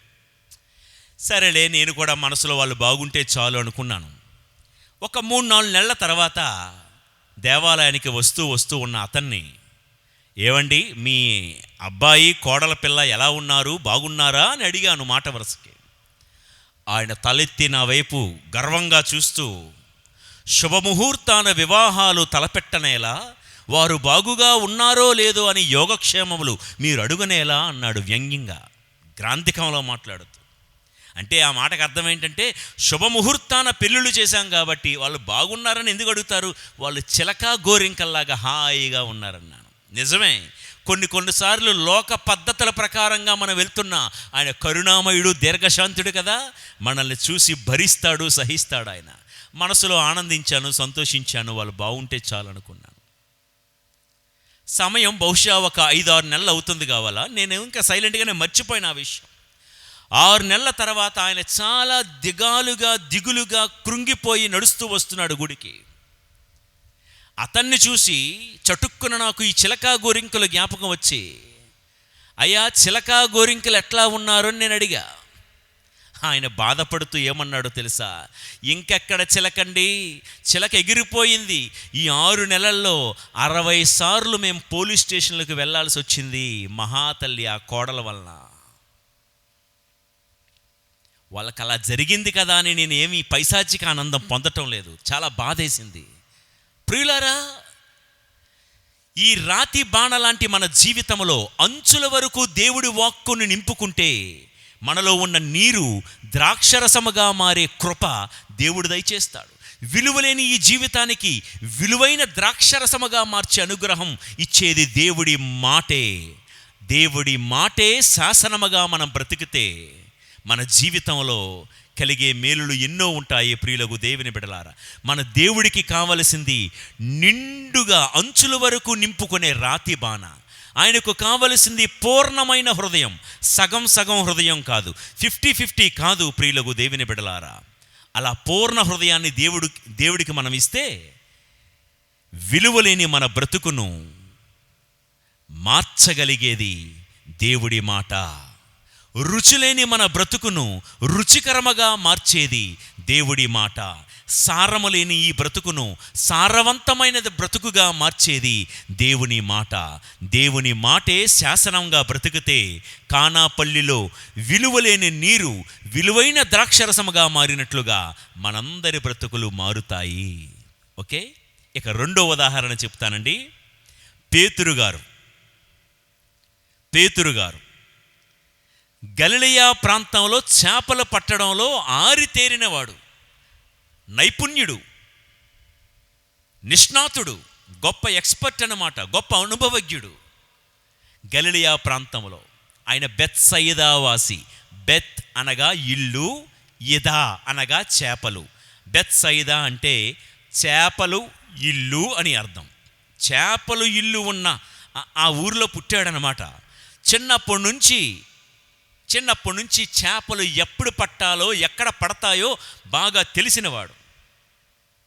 సాయం సమయం ఒకరోజు ఎప్పటిలాగానే ఓడేసుకొని పడవేసుకొని వలతో పాటు వెళ్ళాడు. సాయం సమయము నుండి తెల్లవారేజాము వరకు వల విసురుతున్నాడే కానీ ఆ వలలో ఒక్క చిన్న చేప పిల్ల కూడా పడలా. ప్రియులారా, ఒక్కొక్కసారి మన తెలివితేటల వలన గెలిచేద్దాం అనుకుంటే పొరపాటు. మన అనుభవాల వలన, మనకున్న నైపుణ్యాల వలన గెలిచేస్తాము అని అనుకోవడం పొరపాటు. పేతురు గారు అనుభవజ్ఞుడే, నైపుణ్యుడే, ఈ విషయంలో తెలివితేటలు కలిగిన వాడే, కానీ ఒక్క చేప కూడా పట్టలేకపోయాడు. తెల్లవారి యేసయ్య ఆ ఒడ్డునకు వచ్చి, పేతురు, ఒక్క చేపకి పిల్ల కూడా పడలేదా? అయితే ఒక మాట చెప్తాను, వింటావా? చెప్పండి స్వామి. నీవు కొంచెము లోతుగా వెళ్ళి అక్కడ వల వేయవయ్యా. అయ్యా, నేను రాత్రంతయు శ్రమించానయ్యా, రాత్రంతయు శ్రమించాను. అంత లోతుగా వెళ్ళాను, ఈ లోతుగా వెళ్ళాను, ఆ పక్క వెళ్ళాను, ఈ పక్క వెళ్ళాను, రాత్రంతా వల వేశాను. అయినను నీ మాట ప్రకారము నేను మరలా వల వేస్తానని పేతురు అన్నాడు. ఇంకేముంది, యేసు ఒక్క మాట చెబితే, యేసు మాట ప్రకారం కొంచెము లోతుగా పడవను తీసుకుని వెళ్ళి వల వేయగానే వల పినుగునన్ని చేపలు పడ్డాయి. ప్రియులకు దేవుని బిడ్డలారా, అప్పుడు పేతురు ఏం చేశాడంటే, తన పడవంతా చేపలతో నిండిపోగా ప్రక్కనున్న పడవను కూడా చేపలతో నిండిపోయే అద్భుతం జరిగింది. అందుకే నేను అన్నాను, దేవుడి మాటలో అద్భుతం ఉంది అని. ఇదే ఆయన మాటలో ఉన్న శక్తి. పేతురు అన్నాడు, నేను అనుభవజ్ఞుణ్ణే, నేను ఈ విషయంలో తెలివితేటలు కలిగిన వాణ్ణే, గొప్ప ప్రావీణ్యత నైపుణ్యత కలిగిన వాణ్ణే, కానీ నీ మాట ప్రకారం నేను వల వేసేదను. ఈ మాట నేర్చుకోవాలి. మనం ఎంత చదువురలమైనా, ఎంత వ్యాపార దిగ్గజాలమైనా, సేవారంగంలో మనం ఎంత నిష్ణాతులమైనా, ఎంత తెలివితేటలు ఉన్నా, దేవుడి వాక్కునకు ఇవ్వాల్సిన విలువ మనం ఇచ్చి తీరాలి. ప్రియులకు దేవుని బిడ్డలారా, ఈ విషయం గమనించాలి. అయితే దేవుడు పేతురుతో చెప్పినట్లుగా మనతో కూడా ఈ మాట చెప్తున్నారు, ఇంకొంచెము లోతుగా. నిజమే, మనం మంచి వాళ్ళమే, భక్తిపరులమే, రోజు ప్రార్థనకి చేస్తాం, రోజు దేవాలయానికి వెళ్తాం, రోజు వాక్యాన్ని చదువుతున్నాం, అన్ని మంచి పనులు చేస్తున్నాము. ప్రభు అంటున్నాడు, నీ జీవితంలో అద్భుతం జరగాలి అంటే, నీ కుటుంబం అనే నావలు వరాలతో నింపబడాలి అంటే ఇది చాలదు. ఇంకొంచెము లోతుగా నువ్వు ప్రార్థన చేయు, ఇంకొంచెము లోతుగా వాక్యాన్ని చదువు. రోజుకు ఒక అధ్యాయం చదువుతున్నావు కదా, ఇప్పటి నుంచి ఒక 2-3 అధ్యాయాలు చదువు. రోజు ఒక 10 నిమిషాలు నువ్వు ప్రార్థన కూర్చుంటున్నావేమో, ఇంకొంచెము లోతుగా ఒక అరగంట సేపు ప్రార్థనలో కూర్చో. ఇది సరిపోదు. ఈ భక్తి, ఈ విశ్వాసం, ఈ త్యాగం సరిపోదు. చదువుకుంటున్న పిల్లలతో కూడా దేవుడు చెప్తున్నాడు, రోజు గంట సేపు చదువుకుంటున్నావా? సరిపోదు, ఇంకొంచెము లోతుగా చదువు. నాలాంటి సేవకులతో ప్రభు చెప్తున్నారు, సేవ చేస్తున్నావా? చాలదు, ఇంకొంచెము లోతుగా సేవ చేయు. వాక్యాన్ని ధ్యానిస్తున్నావా? సరిపోదు, ఇంకొంచెము లోతుగా వాక్యాన్ని ధ్యానించు అని. మీకా ప్రవక్త ద్వారా ఇందాకలా విన్నాము, ఆయన మాటే మనకు శాసనముగా మారితే, ఆయన మాటే మనకు క్షేమకరం, ఆయన మాటే మనకు ప్రయోజనకరం. యెహెజ్కేలు గ్రంథం 47వ అధ్యాయంలో మనకు తెలుసు, దేవాలయం నుండి పారుతున్న ఆ నీటి లోతు మొదట్లో 1000 మూరలు లోతుకు వెళ్ళాడు ప్రవక్త. అది చీలమండల వరకు వచ్చింది. ప్రభువా, సరిపోతుందా అని అడిగాడు. చాలదు, ఇంకొక 1000 మూరల లోతుకు వెళ్ళు. ఇప్పుడు మోకాళ్ళ లోతు వచ్చింది. ప్రభువా, సరిపోతుందా అన్నాడు. సరిపోదు, ఇంకొక 1000 మూరల లోతుకు వెళ్ళు. నడుము లోతు వరకు వచ్చింది. ప్రభువా, సరిపోతుందా అంటే చాలదన్నాడు. ఇప్పుడు పేకల్లోతు, ఈదితేనే తప్ప గట్టెక్కలేనంత లోతుకు వెళ్ళిపోయాడు. ప్రియులారా, దేవుడు చెప్పే మాట ఏంటంటే, దేవుడి మీద మనకున్నటువంటి ఆ ప్రేమ, వాక్యం పట్ల మనకున్నటువంటి ఆసక్తి కేవలము చీలమండల వరకు, మోకాళ్ళలోతో, నడుములోతో ఉంటే సరిపోదు. పేకల్లోతు ప్రేమలో పడిపోవాలి, యేసుతోనూ యేసు వాక్కుతోనూ. ప్రియులకు దేవుని బిడ్డలారా, అదే ఈ మాటకు అర్థం. ఇంకాస్త లోతుగా వెళ్తే వల పినుగునన్ని చేపలు పడతాయి. మన భక్తి జీవితంలోనైనా, వ్యాపార జీవితంలోనైనా, మన చదువుల్లోనైనా, సేవా జీవితంలోనైనా లోతుగా వెళ్ళు. ప్రియులారా, ఇంతవరకు 2 విన్నాం. దేవుడు మాట చెప్పున ఈ రాతి బాణలను అంచుల వరకు వాక్కుతో నింపుకుంటే కానాలో అద్భుతం జరిగినట్లుగా మన ఇంటిలో కూడా అద్భుతం జరుగుతుంది. దేవుని మాట ప్రకారం మన భక్తి జీవితంలో ఇంకొంచెం లోతుగా వెళ్తే గలిలియాలో అద్భుతం జరిగినట్లుగా మన ఊరిలో కూడా అద్భుతం జరుగుతుంది. ఇంకొక మాట చెప్పి నేను మిగతా విషయాలు చెప్తాను. నోవా ఓడ నిర్మాణం, ఆది కాండం చూద్దాం ఒక మాట. ఆది కాండం 6వ అధ్యాయం 22వ వచనం. ఆది కాండం 6వ అధ్యాయం 22వ వచనము. నోవా ఏమరపాటు లేకుండా దేవుడు ఆజ్ఞాపించినట్టే చేసెను. ఏం చేశాడు నోవా? ఏమరపాటు లేకుండా దేవుడు ఏం చెప్పాడో అట్లే చేసెను. కేటకిజం టీచర్ నేర్పిస్తుందంట పిల్లలకి, నోవా అట్లు చేసెను. దేవుడు చెప్పినట్లే చేశాను కదా మాట, నోవా అట్లు చేసెను. ఈ పిల్లోడు ఈ మాట విని నిద్రలోకి వెళ్ళిపోయాడు. సగమే విన్నాడు, నోవా అట్లు చేశాను విని నిద్రలోకి వెళ్ళిపోయాడు. కేటకిజం క్లాస్ అంతా ఇంటి దగ్గరికి వచ్చి వాళ్ళ అమ్మని అడుగుతున్నాడంట, అమ్మ నోవా తాతగారు మినపట్లు చేశాడా పెసరట్లు చేశాడా అని. ఒరే, నోవా తాత అట్లు వేయడం ఏంట్రా, మినపట్లేంటి పెసరట్లేంటి, అవి బైబిల్లో లేవురా అంటే, అలా అంటావేంటి మమ్మీ, మా కేటగిజం టీచర్ చెప్పారు, నీకు అసలు సరిగ్గా బైబిల్ తెలిసినట్లు లేదు, నోవా తాత అట్లు చేశాడు అట్లు చేశాడు. అరే ఎక్కడుందిరా బైబిల్ అంటే చూపిస్తే, దేవుడు చెప్పినట్లే నోవా చేసెను అని ఉంది. మన జీవితంలో కూడా సగవాక్యం వింటే ఎట్లానే ఉంటుంది. ప్రియులకు దేవుని బిడ్డలారా విందాం. నోవా దేవుడు చెప్పినట్లుగా ఓడ నిర్మాణాన్ని చేశాడు. అది చాలా విశాలమైన పెద్ద ఓడ అండి. కొంతమంది చెప్తారు ఆ ఓడ నిర్మాణానికి సుమారు 100 సంవత్సరాలు పట్టిందంట. నోవా అలాంటి నిర్మాణాన్ని దేవుడు ఎలాగైతే ఏ కొలతలతో చేయమన్నాడో అదే కొలతలతో చేశాడు. జరిగిందేంటో తెలుసా? జలప్రళయం వల్ల లోకమంతా జలప్రళయానికి కొట్టుకుపోయి నాశనమైపోయిన నోవా కుటుంబం మాత్రం అరారతు అనే పర్వతాల మీద క్షేమంగా నిలబడగలిగింది. రైట్? దేవుడి మాట ఏంటి? ఓడను నిర్మించమని, సమస్త జీవరాశులు ఆ ఓడలోకి పట్టాలి అంటే అంత పెద్ద పడవ, పులులు, సింహాలు, ఏనుగులు, ఎనుగులు ఇవన్నీ కూడా పట్టాలంటే ఎంత పెద్ద ఓడ ఊహించుకోండి. దేవుడు చెప్పినట్లే నోవా ఓడను నిర్మించెను. దేవా నీ మాటే నాకు శాసనం. కష్టపడ్డాడు, చాలా సంవత్సరాలు కష్టపడ్డాడు ఓడ నిర్మాణంలో.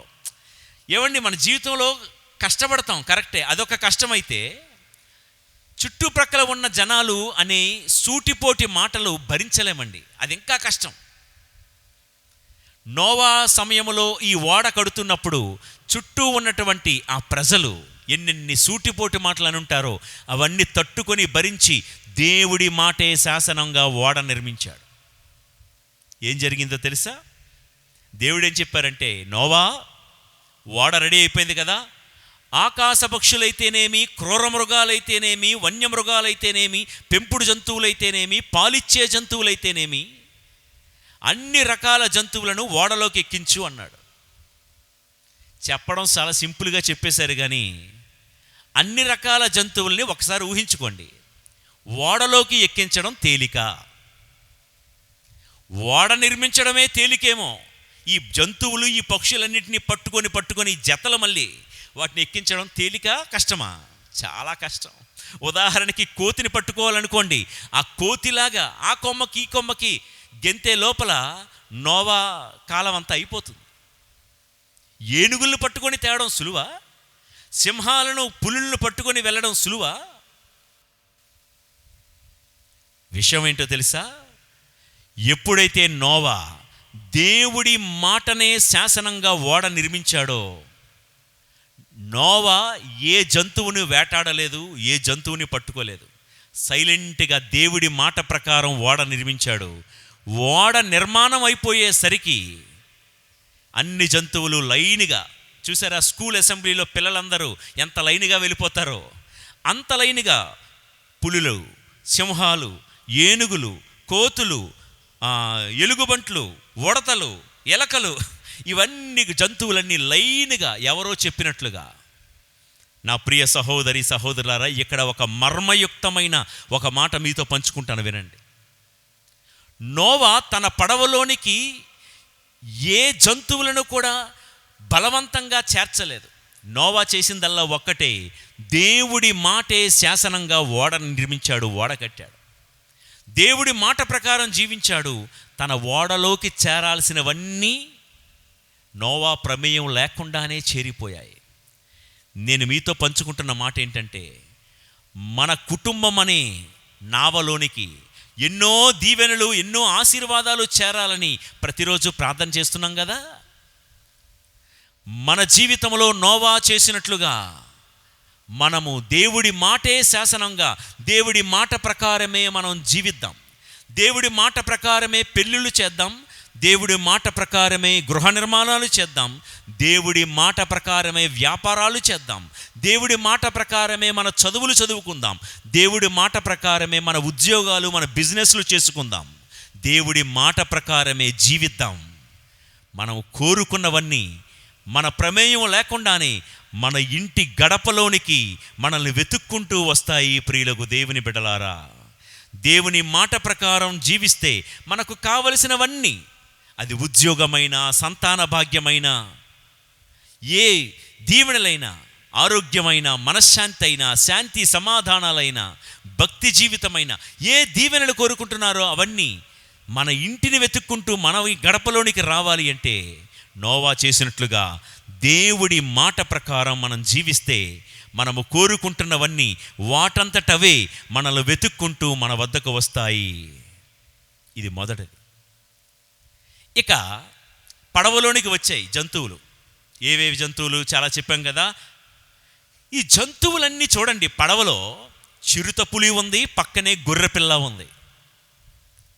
చిరుతపులి, గొర్రె రెండు కూడా బద్ధశత్రువులు. ఆ గొర్రెపిల్ల కనబడితే చిరుతపులి ఊరుకోదు, ఆవురావురు అనుకుంటూ తినేస్తూ ఉంది. అదేవిధంగా మేకపిల్ల కనబడితే సింహం ఊరుకోదు, ఎద్దు కనబడితే సింహం ఊరుకోదు. పడవలో ఏం జరిగిందో తెలుసా? చిరుతపులి, గొర్రెపిల్ల కలిసి ఒకే చోట ఫ్రెండ్స్ లాగా భద్రంగా క్షేమంగా బ్రతుకుతున్నారట. సింహం, మేక, ఎద్దు కలిసి ఒకే చోట గడ్డి మేస్తున్నాయంట. యెషయా ప్రవక్త చెప్పినట్లుగా చంటి పిల్లవాడు నాగుపాముతో ఆడుకుంటున్నాడంట ఆ పడవలో. ఇవన్నీ కలిసే ఉన్నాయి. యాక్చువల్గా వాటి మధ్య యుద్ధాలు జరగాలి, కానీ యుద్ధాలు జరగలేదు. అవన్నీ కూడా కలిసిమెలిసి సైలెంట్గా, ప్రశాంతంగా, ఒక ఫ్రెండ్స్ లాగా స్నేహంగా బ్రతుకుతున్నాయంట. ఎందుకు? దేవుడి మాట ప్రకారం ఓడ నిర్మాణం జరిగింది కాబట్టి. ప్రియులారా, దేవుడి మాట ప్రకారం మన ఇంటిలో మనం జీవిస్తే, ఒకవేళ మీరు కాపురం చేస్తున్న నీ భర్త సింహంలాగా క్రూరుడే కావచ్చు, నీవు ఆవులాగా సాధు స్వభావం కలిగినటువంటి ఇల్లాలివే కావచ్చు, ఇలాంటి ముండోడు, మొరటోడు, క్రూరుడైనటువంటి ఆ భర్తతో కలిసిమెలిసి స్నేహంగా కాపురం చేసే కృప మనకు దయచేస్తాడు. ఎప్పుడో తెలుసా? దేవుడి మాటే శాసనంగా బ్రతికినప్పుడు. నోవా పడవలో సింహం, ఆవు కలిసి హ్యాపీగా ఉన్నట్లే ఈరోజు ఒకవేళ నీవు కట్టుకున్న భార్య గయ్యాలి గంపై ఉండొచ్చు, నువ్వు సాధు స్వభావుడు కావచ్చు, కానీ మీ ఇద్దరి మధ్య ఆ సఖ్యత, ఆ పొందిక ఏర్పాటు చేసేది ఎవరో తెలుసా? దేవుడి మాట ప్రకారం జీవిస్తే ఆ కుటుంబము కలహాలు లేకుండా ఉండే కుటుంబముగా మారుతుంది. అందుకనే దేవుడి వాక్కుతో మన గృహాలను నిర్మించుకుందాం. 127వ కీర్తనలో కదా ఆ కీర్తనకారుడు అంటాడు, మంచి పాట, ప్రభువా నా ఇంటిని నీవు కట్టని ఎడలా, ఇల్లు కట్టువారి శ్రమ వ్యర్థమయ్యా.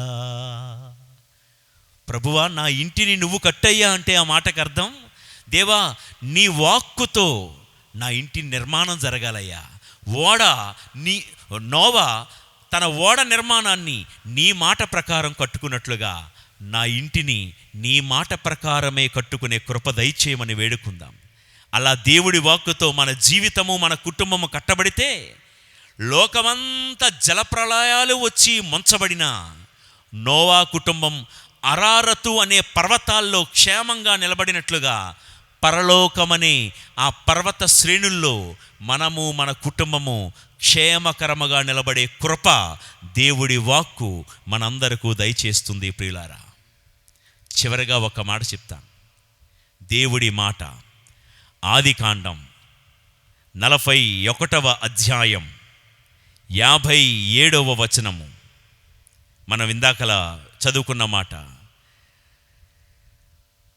ప్రతి దేశమున క్షామము దుర్బలముగా ఉండెను, అందుచే సమస్త దేశస్థులు యోసేపు వద్ద ధాన్యము కొనుటకై ఐగుప్తు దేశమునకు వచ్చిరి. ఏంటంట?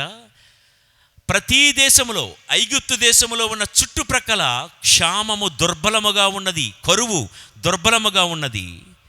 సమస్త దేశస్థులు యోసేపు వద్దకు ధాన్యము కొనుగోలు చేయుటకే వచ్చి ఉన్నారు.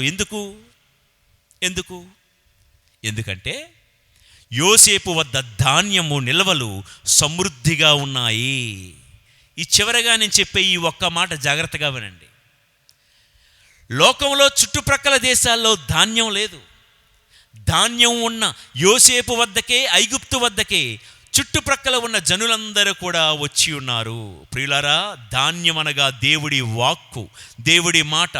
ఏ సంఘములో దేవుడి వాక్కు సమృద్ధిగా ఉంటుందో ఆ సంఘానికి జనాలు తండోపతండాలుగా వెతుక్కుంటూ వస్తారు.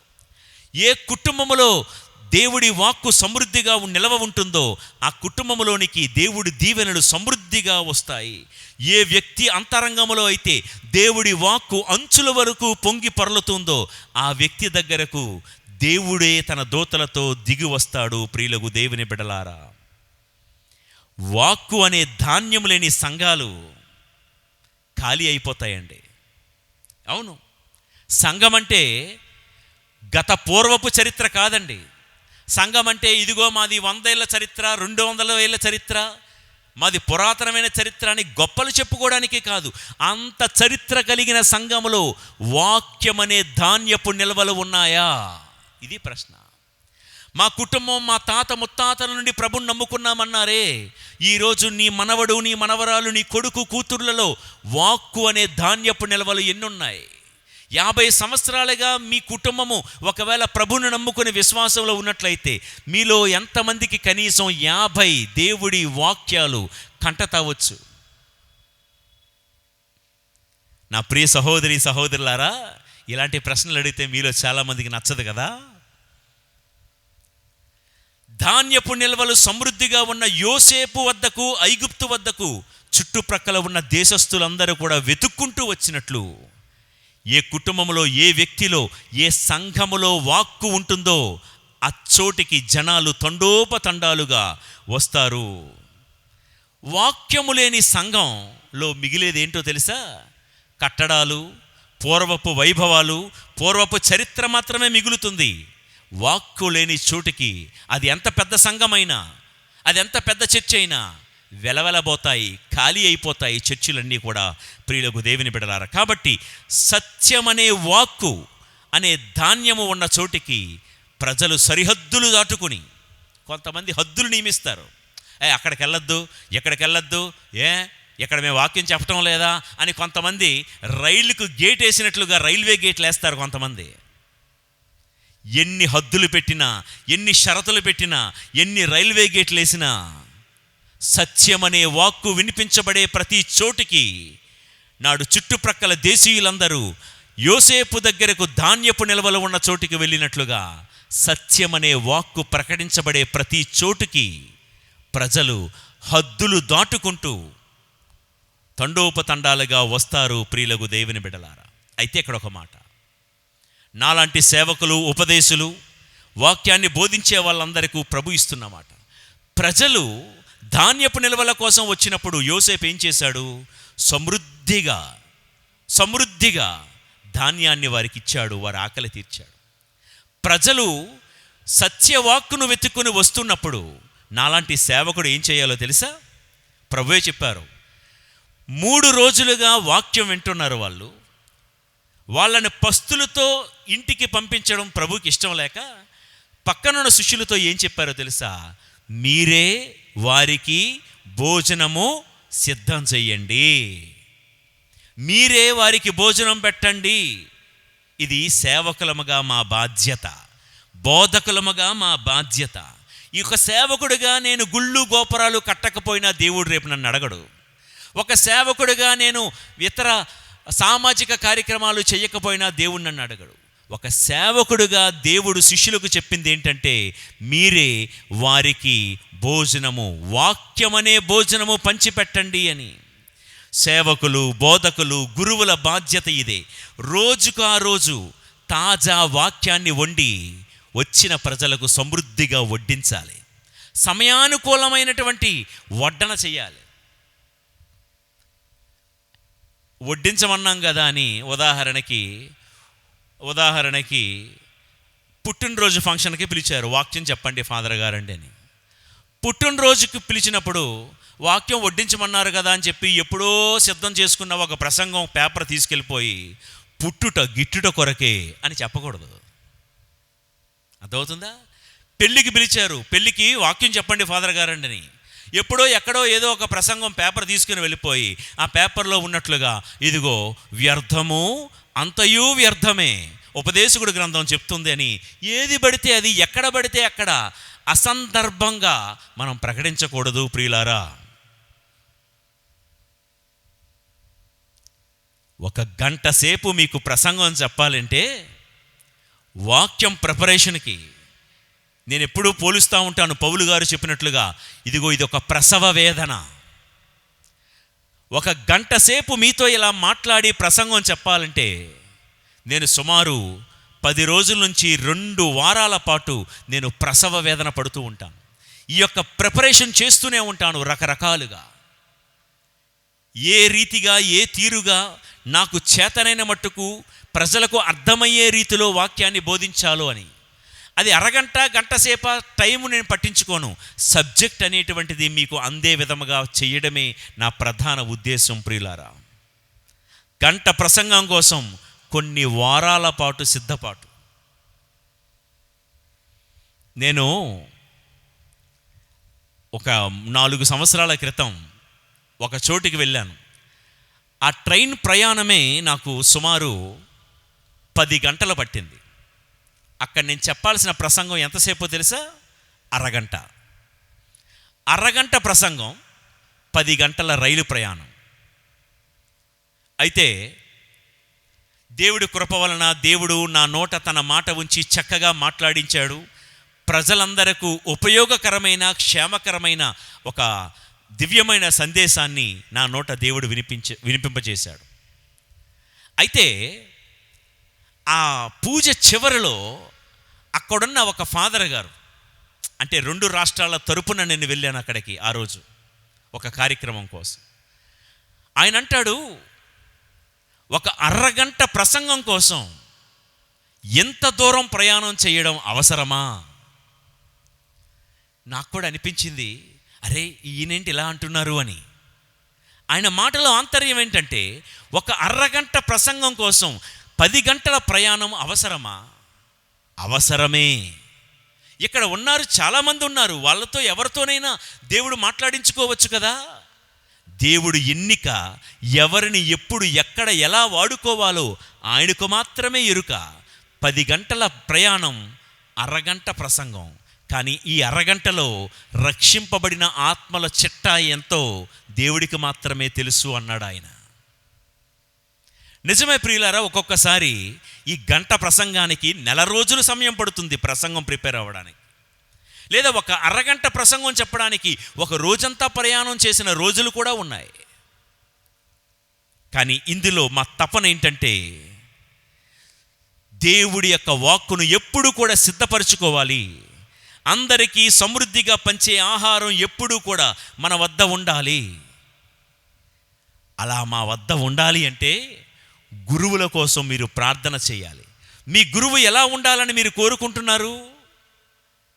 మీ గురువులు క్రిస్మస్ పండగ వస్తే చీరలు పంచెలు పంచిపెట్టే ఒక గురువుగా ఉండాలని అనుకుంటున్నారా? మీ గురువులు నెల చివరకో నెల ఆరంభానికో మీకు ఒక 100 రూపాయలు 200 రూపాయలు స్టైపెండ్ ఇచ్చే గురువులుగా మారాలని మీరు కోరుకుంటున్నారా?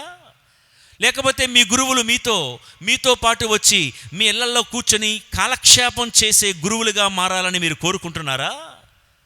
మీరు ఎలా కోరుకుంటున్నారో నాకు తెలియదు, కానీ మమ్మల్ని అభిషేకించిన ఆ పరమ గురువు కోరుకున్నది ఏంటంటే మీరే వారికి భోజనము పెట్టుడు.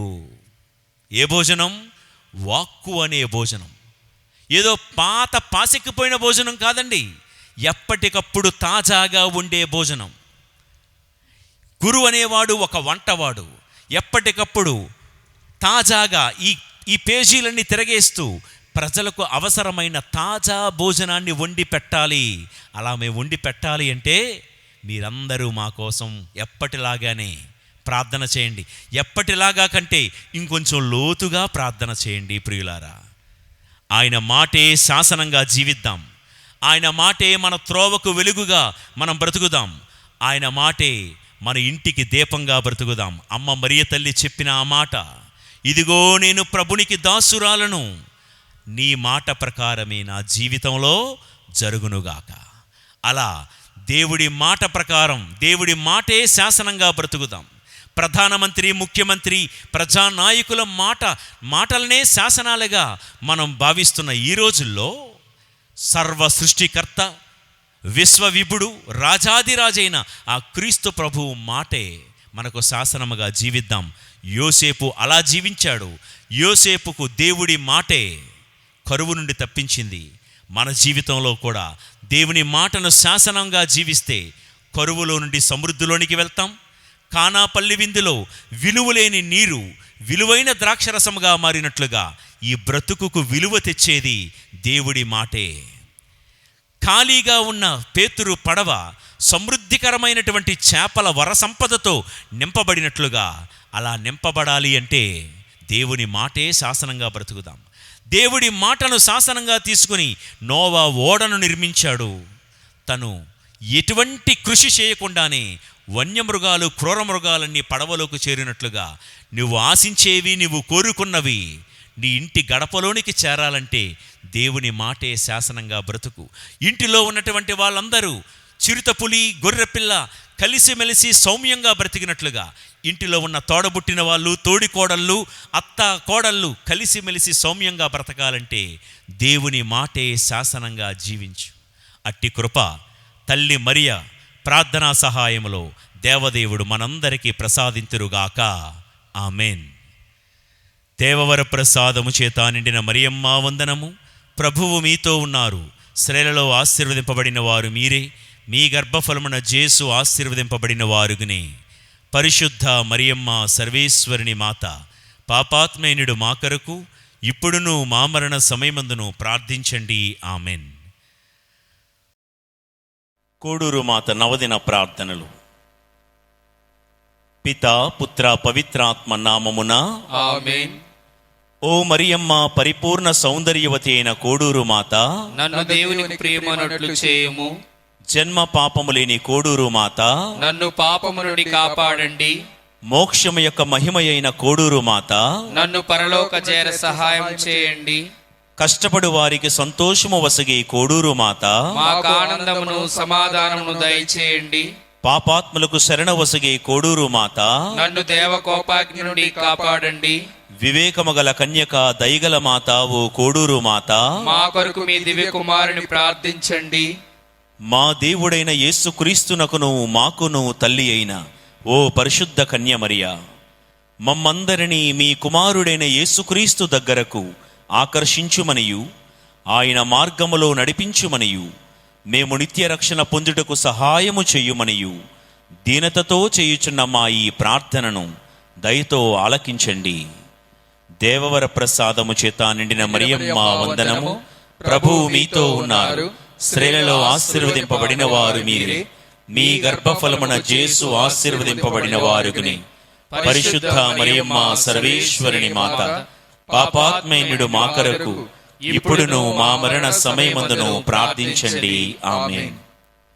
లోకము యొక్క సహరక్షకురాలైన ఓ పరిశుద్ధ కన్య మరియమ్మ, మేము పాప జీవితం విడిచిపెట్టుటకును యేసుక్రీస్తునకు ప్రియ శిష్యులుగా మీకు తగిన బిడ్డలుగా జీవించుటకును మాకు కావలసిన సహాయము దయచేయవలయునని మా అనుదిన అవసరాలలో మా కొరకు మీ తిరుకుమారుని ఎల్లప్పుడూ ప్రార్థించుమని దీనతతో చేయుచున్న మా ఈ ప్రార్థనను దయతో ఆలకించండి. దేవవర ప్రసాదము చేత నిండిన మరియమ్మ వందనము. ప్రభువు మీతో ఉన్నారు. స్త్రీలలో ఆశీర్వదింపబడిన వారు మీరే. మీ గర్భఫలమున యేసు ఆశీర్వదింపబడిన వారిని. పరిశుద్ధ మరియమ్మ సర్వేశ్వరుని మాత, పాపాత్మేయుడు మా కొరకు ఇప్పుడును మా మరణ సమయమందును ప్రార్థించండి. ఆమేన్. కోడూరు మాతగా వెలియుచున్న ఓ పరిశుద్ధ కన్య మరియా, కోడూరును మీరు ప్రత్యేకముగా ఎన్నుకొనినందులకు, మిమ్ము ప్రార్థించు వారలకు ఊరట నిచ్చుచున్నందులకు మీకు వందనములు అర్పించుచున్నాము. ఓ మా కోడూరు మాత, మా మదిలో ఉన్న ఆశలను ఆశయాలను దీవించి మా జీవితములో దైవానుగ్రహములను పొంద మీ దివ్యకుమారుని మాకై ప్రార్థించుమని మిమ్ము దీనతతో వేడుకొనుచున్నాము. ఒక క్షణం మౌనముగా మన వ్యక్తిగత కుటుంబ అవసరాల నిమిత్తము కోడూరు మాత ప్రార్థనా సహాయములో దేవాది దేవుని వేడుకుందాం.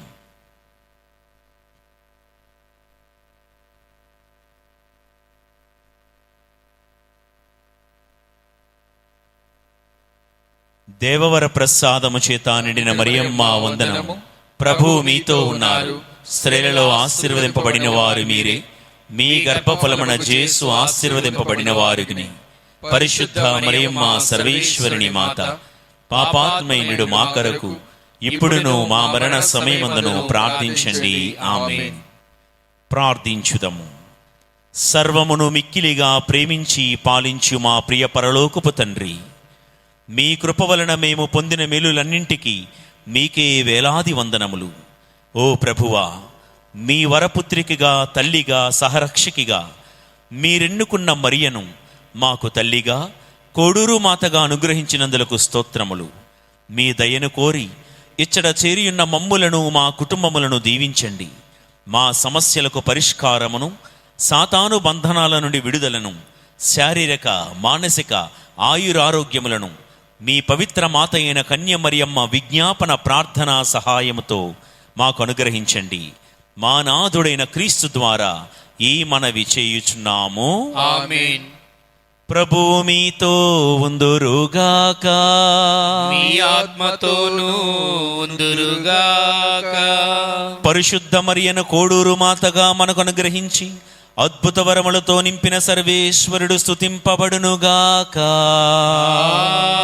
ఆమేన్. విశ్వాసముతోను నిరీక్షణతోను ప్రభువు పేరిట సమావేశమై ఈ ఆరాధనలో పాల్గొంటున్న మిమ్ము ఆ దేవాది దేవుడు ఆశీర్వదింతురుగాక. ఆమేన్. కోడూరు మాత ప్రార్థనపై నమ్మకంతో వచ్చిన మిమ్ములను ఆ దేవాది దేవుడు అన్ని రోగ బాధల నుండి, ఆపదల నుండి, పిశాచి తంత్రోపాయముల నుండి కాపాడి మీకును మీ కుటుంబములకును శాంతి సమాధానములను వసగుదురుగాక. ఆమేన్. పితా, పుత్ర, పవిత్రాత్మ మిమ్ము ఆశీర్వదించి కాపాడుదురుగాక. ఆమేన్.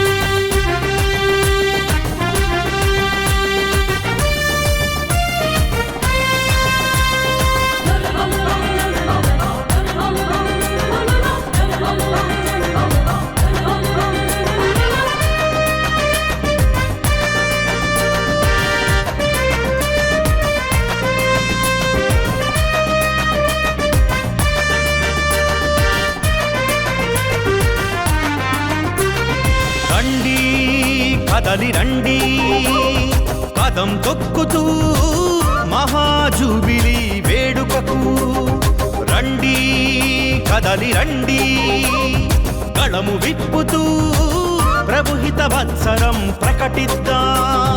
ఎగిరింది జూబిలి పతాకం, ప్రతి గుండెను తట్టి తట్టి లేపింది. ఎగిరింది జూబిలి పతాకం,